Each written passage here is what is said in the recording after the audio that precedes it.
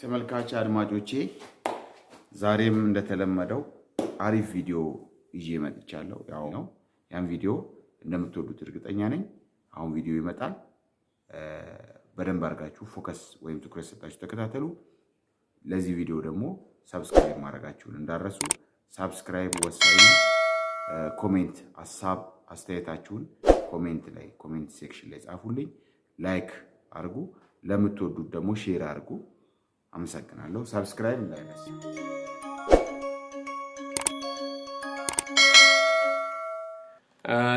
Resistive sensors. Okay, you might have already seen, or maybe you might be seeing for the first time. I don't know.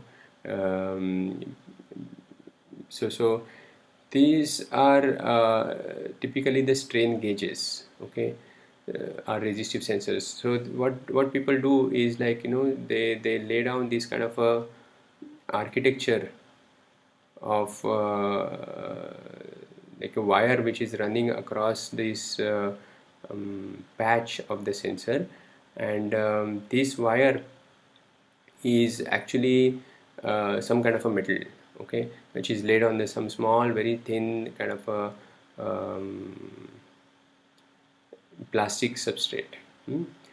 And when you stick it to some metal or some place where you want to sense the strain, then when it is stuck there and you start bending that beam, or say for example you have your steel ruler that you use for measurement.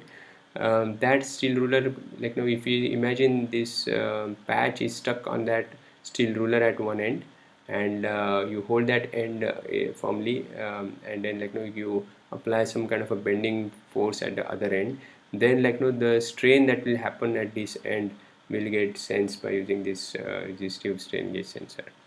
Now you might have seen this formula principle, and so the principle of operation here is just that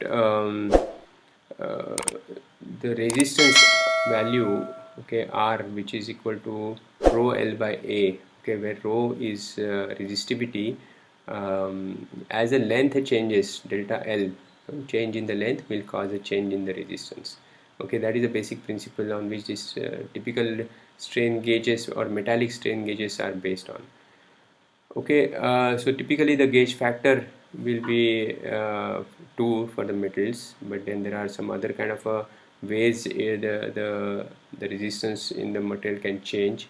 So if you have the resistivity change itself, rho change itself happening, then your gauge factor can be enhanced to higher values. Okay, so nowadays there are sensors that are coming up in the market which will have a much higher gauge factor.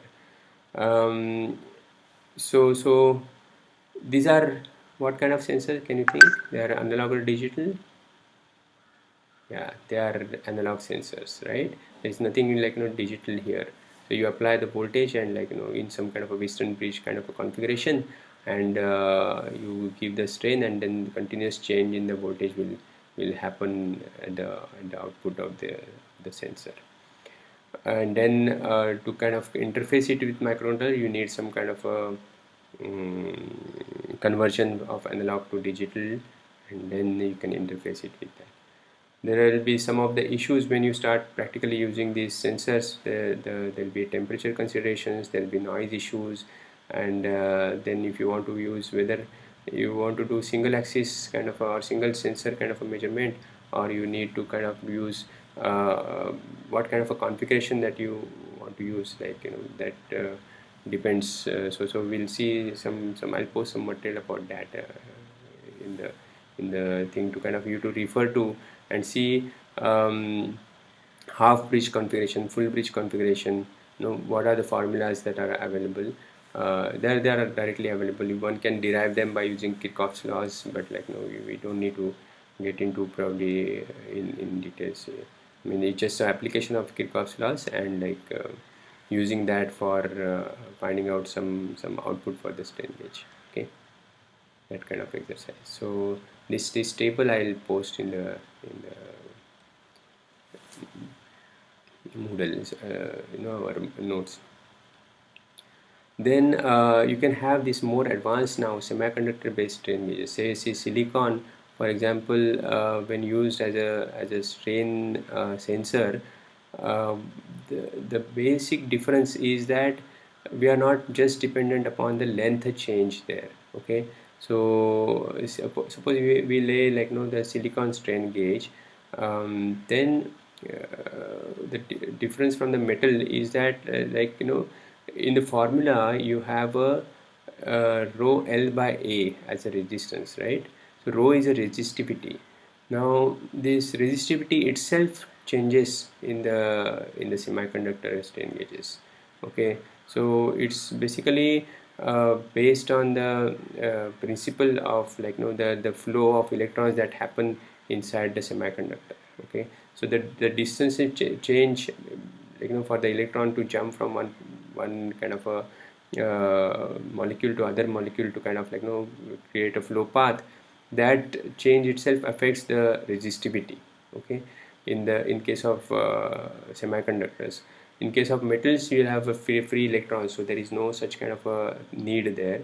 But in the semiconductors, you'll have that kind of a possibility happening, and based on that you can create very highly sensitive strain gauge sensors based on the semiconductor principle. And that sensitivity is important for the noise considerations. So if you have very highly sensitive sensor, then typically the sensor to noise ratio can be minimized. Okay, so that is a principle that one can use for having a to deal with noise in some way. Then we can have particles of conducting material in some non-conducting polymer. Okay, that can also create some kind of a resistive sensor, which will have a very high gauge factor possibility. Okay, the same principle, like you have a polymer matrix in which the carbon particles, for example, are there, and carbon particles are conducting, or carbon nanotubes, for example, or like graphene, for example. That is the conducting domains in non-conducting material. So the boundary is very small. I mean, it's not like very far away kind of a boundary. It's like a dense packing of these particles in the polymer matrix, and just the electrons have to jump between in the gap that is created by the polymer between the two, say, carbon nanotubes, for example. And this jump will be kind of creating resistance for the path, and as you bend or as you kind of give a strain, the the length of the jump starts increasing. Okay, so amount by which the electron has to jump to kind of get to the next kind of a conducting path, that increases.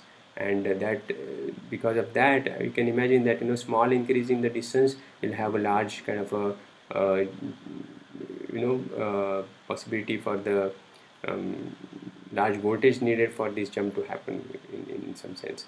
So the resistance change would be very drastic for even small change in the strain. So this is how the newer ways of creating these strain gauge sensors are typically coming up in the market. Okay, so think about this question: are can you have a digital strain gauge possibility, or the output of the strain gauge can be digital? So think about this. Okay, and so once you have some kind of a ways of thinking this classification, can we see, okay, can I have this digital domain sensing possible? That can open up some interesting kind of innovative ideas in your mind. So these are some pictures of actually these strain gauge sensors for different kind of configurations, and making sure we want to measure something, say torque measurement. If you want to do, then you place it in some so these are kind of called rosettes, strain rosettes. Okay, so the multiple sensors put together to get a specific kind of a measurement done. Then you can have a capacitive principle to operate. Okay, the basic principle of capacitance, you know, is epsilon A by D. So this A is the area of the capacitor, D is a gap between the two electrodes that are used in capacitor. So you can have many different kind of configurations here, flat plate configuration, cylindrical configuration, and things like that. And typical application capacitive sensors are used is in the displacement. Okay, so there is normally this formula is applicable when there are no fringe fields, but like, you know, typically there will be like a fringe field from here to here, from plates, the side of the plates, like, you know, the electric lines, okay, or lines of electric field may not be completely going straight from the corners. In the corners they may have some small bend that is happening. Okay, so this bend will, like, you know, contribute to some change in the capacitance, which is not captured by this formula, but typically that may have to be done in or dealt with in some way in the application, depending upon how much accuracy that you would need in these measurements. Okay, so one of the examples of this capacitor sensor is this way of doing things, where, like, you know, you have a surface which is electrical conductor, and but it is not participating really in a capacitive measurement actively in some way. So for example, you have this measurement electrode which is kind of giving the field. Okay, so to avoid fringe fields, they have this additional kind of a secondary screening electrodes around here. Okay, and then there is a ground. Okay, so this is like how they place typically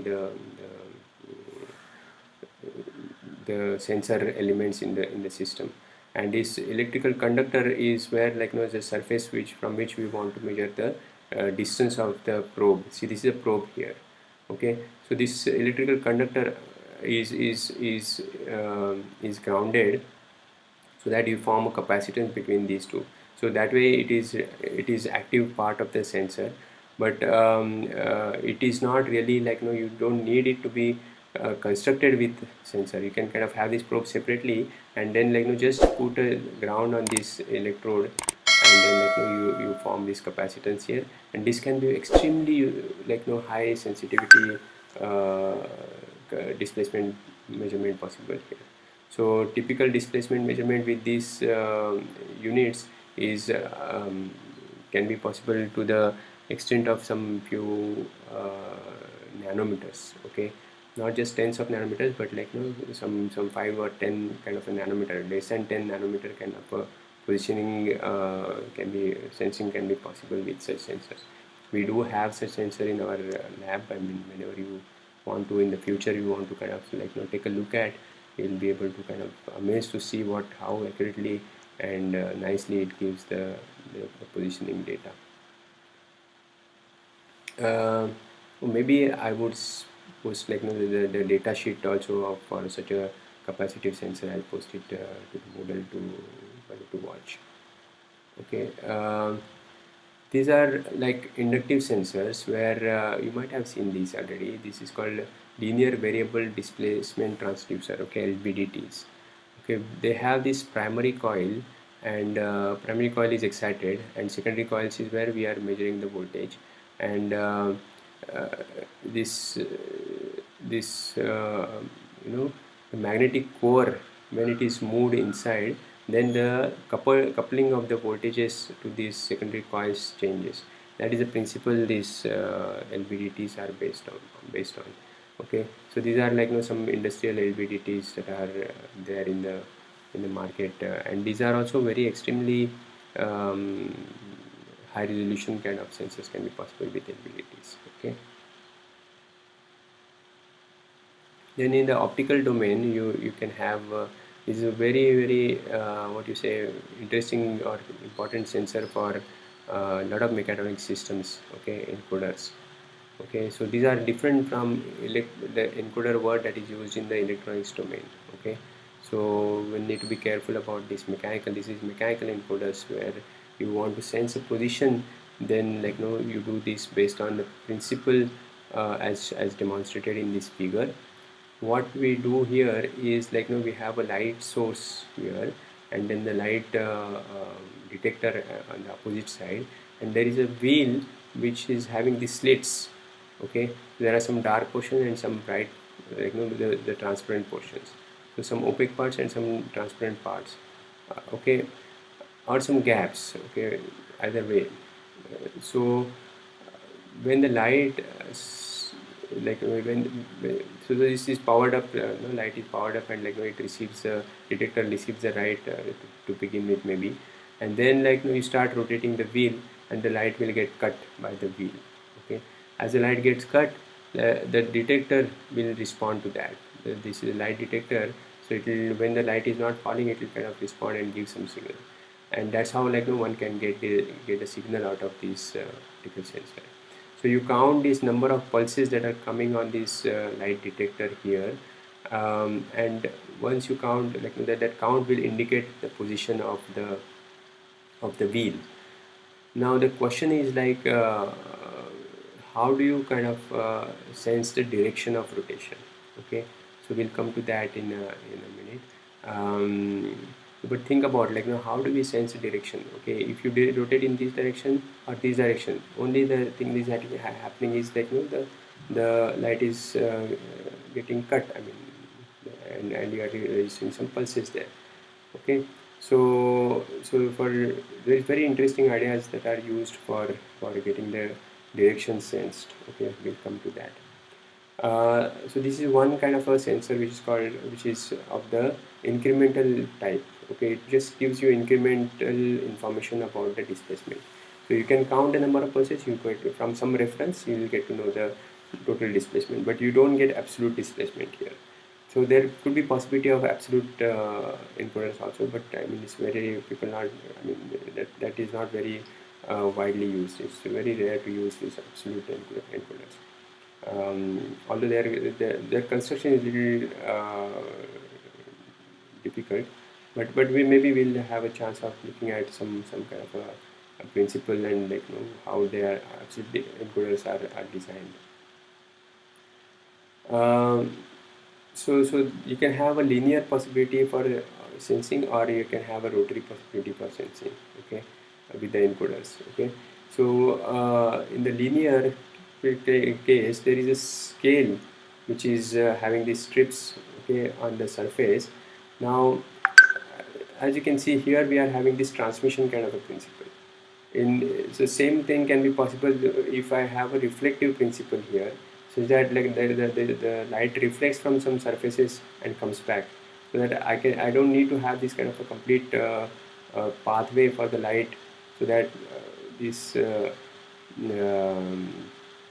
rotating wheel needs to come in the path, rather than like I can put this light detector on the same side as a light source and have this source and detector act in a reflective kind of a mode. So the light falls on some surface and reflects from the surface and getting registered. That is a principle typically used for the linear encoders.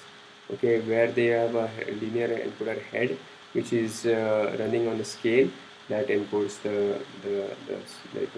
that gives some kind of a that encodes the strips. I mean the position scales. Okay, so the idea is like you shine a light on this scale and you take the reflection. There are some reflective parts and some transparent non-reflecting parts on the surface of the scale, and that's how you have a distinction between the two parts. Now there are many different additional principles that can be used where this reflection happens as a reflective grating kind of a way. If you have these reflective parts very tiny, then the light starts behaving in a very different way. Okay, so this has different kind of repercussions for I know actually this becomes a little more complicated to do the encoding in a sense. So the thing that is coming out from the although the strips has like say 1 micron kind of a line spacing, the spacing that is registered by encoders will be or your sensors may be different based on the grating or the diffraction patterns that are produced by reflection from such a small distance. See, when the distances are larger, you don't have the light diffraction effects. But when the distances get smaller and smaller, then you'll have to deal with the light diffraction effects, and then consider that in your analysis or your calibration or your detecting your output of the sensor, whatever you want to say. In rotary, there are these two possibilities I already told you, absolute and incremental. The linear encoders can also have absolute encoding possibility, but not very widely used at all. Now we come to this question: how do we sense direction of these pulses? Okay, there are just pulses that are coming. Then how do we sense direction? So the idea is to use instead of one, we use two sensors, and the two sensors are put in such a way that outputs of them are 90-degree out of phase with each other. Okay, so that has two advantages. One is that it enables the detection of direction, and other advantage is it enhances the resolution. You are putting, instead of one sensor, we are putting two sensors which are out of phase. Then you're expecting that resolution also will increase because we have two sensors now. Okay, the third sensor may be put if you want to know, that is called incremental pulse that you want to, this is a over one complete revolution you get one single pulse. Okay, so that is a output that you get. It's defined as I output I for the sensor, and these two phase outputs that are coming, they are phase A, phase B. That's what is the standard terminology that is used in the encoders domain.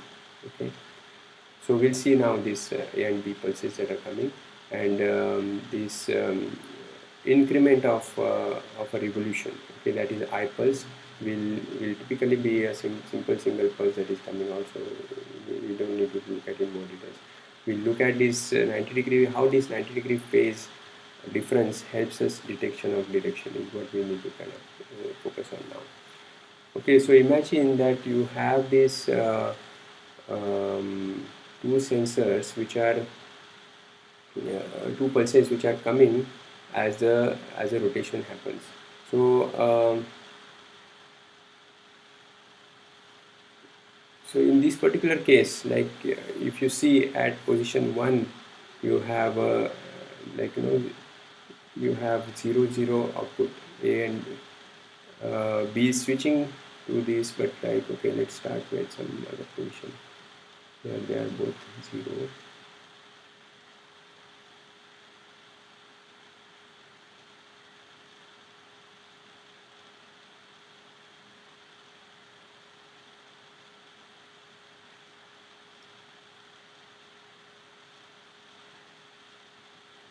Yeah, maybe we can start here itself. Okay, so say it's just you can consider just before this red line. Okay, what is the position? Okay, what is the thing that will get recorded? Okay, so that will be 0 0 for this. Okay, so if you imagine here there is a 0 here, and this also is 0 just before this red line. Okay, this timing marks I put it in a in a way that we can just kind of think in the same kind of a logic in every red line case.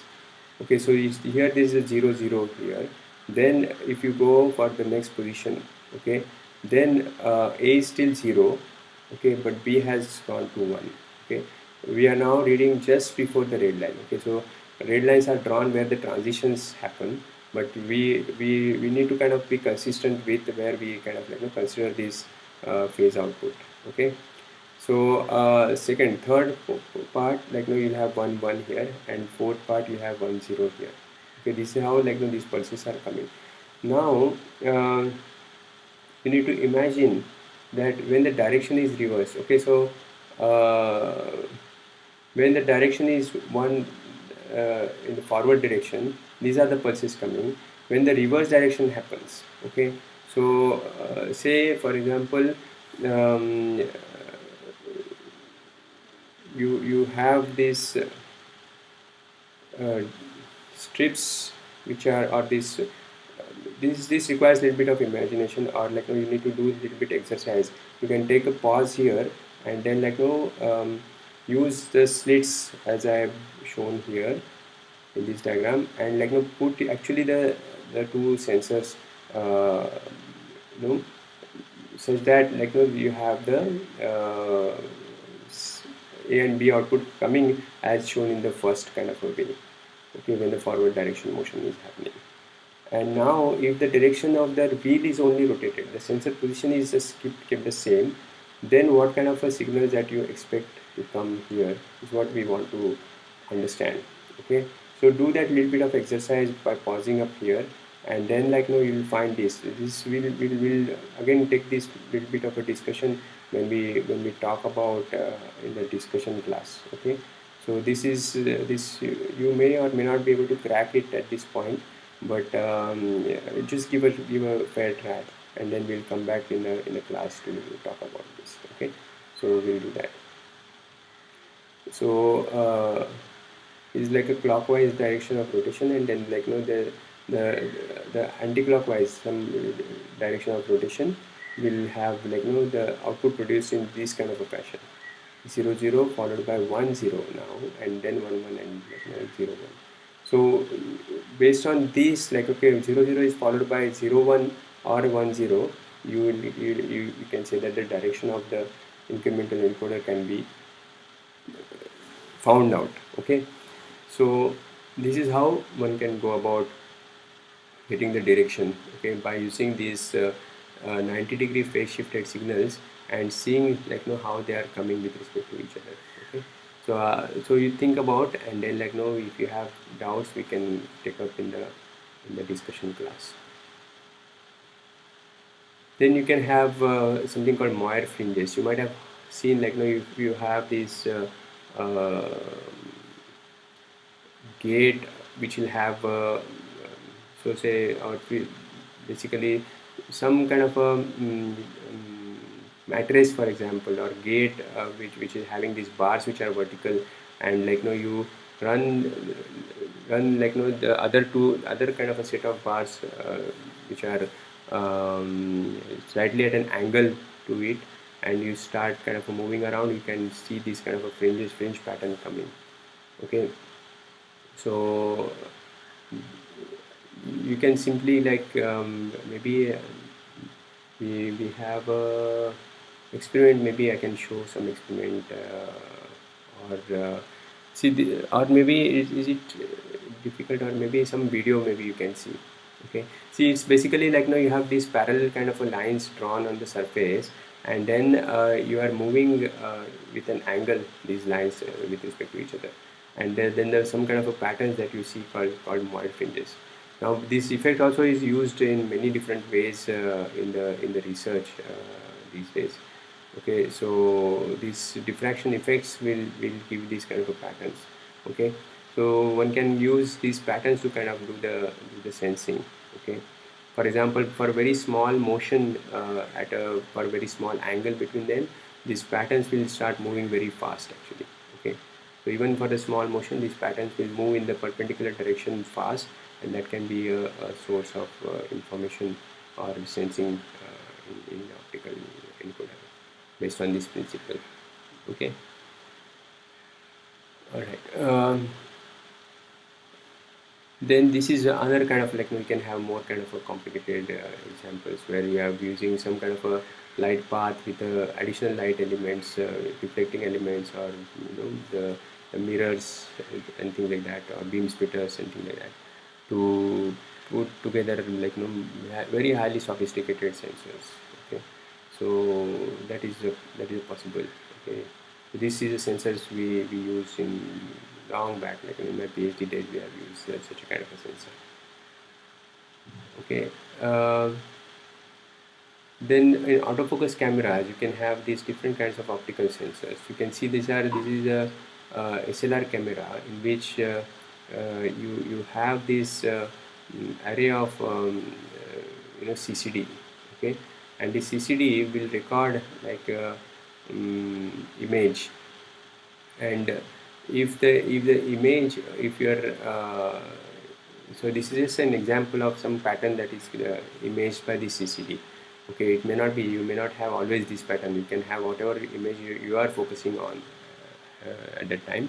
But I'm just kind of like, this, suppose for such a kind of a pattern, you see the left part is a blur part of the image, and you don't have very sharp distinction between, like, see, if you see bottom side, that's an array of CCDs. Okay, so these CCDs are actually acting, giving this output which is blur, in the sense, like, you don't have a sharp kind of a distinction between the two adjacent CCDs.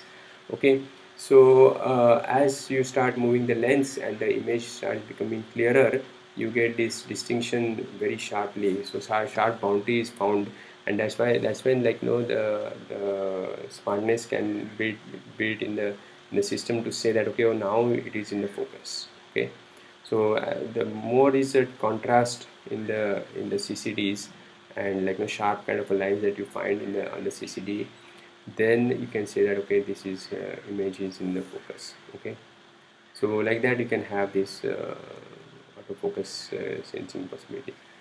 Then there are these magnetic sensors which are based on the Hall effect principle. The principle is very simple. You have the semiconductor which is flowing current in one direction. So this is the direction of current in the semiconductor, and then you have a magnetic flux which is applied in the direction perpendicular to it, and then you'll find that, like, because of the flow of current and in this magnetic field which is perpendicular to it, the electrons will get deflected in one direction. Okay, and that deflection of electron will create a charge on that side.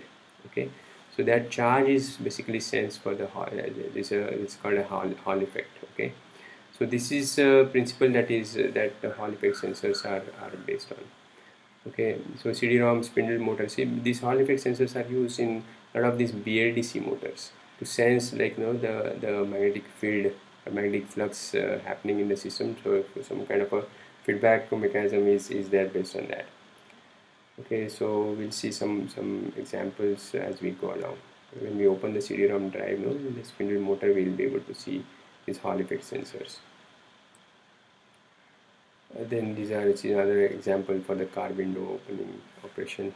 Okay, then we can have a piezoelectric sensors based on the piezoelectricity principle. So this is like typically like the charge that is generated on the surface of a piezoelectric element when some kind of a force is applied. Okay, so you have two possibilities. One is you can apply the force and generate a charge, or you can have a give a charge and, like, generate the force. Okay, both ways these piezoelectric sensors work typically. Okay, so there are these typical materials which are used as quartz or PZT or the PVDF. These are different kind of materials that are used, and nowadays people are using this piezoelectric as a energy harvesting elements. So you can have some kind of a small micro cantilever that is sitting on the sensor itself, and it senses ambient. It's not for sensing. With the ambient vibration, it is vibrating, and because of that vibrations, the charge is generated. Okay, so the energy of this vibration is converted into the electric energy in form of this charge, and then, like, you can use this charge to store this electricity and use it for the powering of the sensors. Okay, so one can have these wireless sensor nodes based on this kind of idea. So idea is that the sensor is sitting in some industrial environment where some vibrations are. Based on those vibrations, it is generating energy to sense to power itself. Okay, so the sensor doesn't need extra battery or any solar or other kind of a power source to be there with the sensor. It can, in the industrial environment, whatever vibrations are, it is generating a power for itself from those vibrations. Okay, that is the kind of idea that is used in the piezoelectric energy harvesters. Okay, and that's where, like, these principles of piezoelectricity is going to be important. and they are used, of course, they are used as a sensors in the accelerometers, for example, and they are used as sensors in, say, pressure sensing kind of applications. Okay, so I think this is one of the applications of piezoelectric kind of a pressure sensing. Okay, then maybe we can now pause here for this lecture. I think this we have spent good amount of time over pondering over these fundamental principles, and then maybe we can start in the next class with some other kind of aspects or other elements of mechatronic system. Okay, so and then memspace sensor I'll talk briefly about some in the next class, and we can move on to the actuators from there. Okay, so for here we'll stop now. አድማጮቼ ይህ ቪዲዮ እንደተመቻችሁ እርግጠኛ ነኝ እንደወደዳችሁም ተስፋ አድርጋለሁ አሁንም በድጋሚ ያው እንዳትሰላችሁ ሰብስክራይብ በማድረግ በማየት ሼር በማድረግ ተባበሩኝ ቪዲዮ እንደወደዳችሁትም ደግሞ ያው ያሳውቃል ይሄው ደስ ብሏችኋል የሆነ ፈገግታ ነገር ይታያል ከፊታችሁ ላይ ስለዚህ ለቀጣይ ቪዲዮ ደግሞ ጉጉት እንዳላችሁ ያሳውቃል ለምን ሰብስክራይብ የምትለዋል ከታች ያለችዋል ክሊክ አድርጋችኋል ማለት ነው አመሰግናለሁ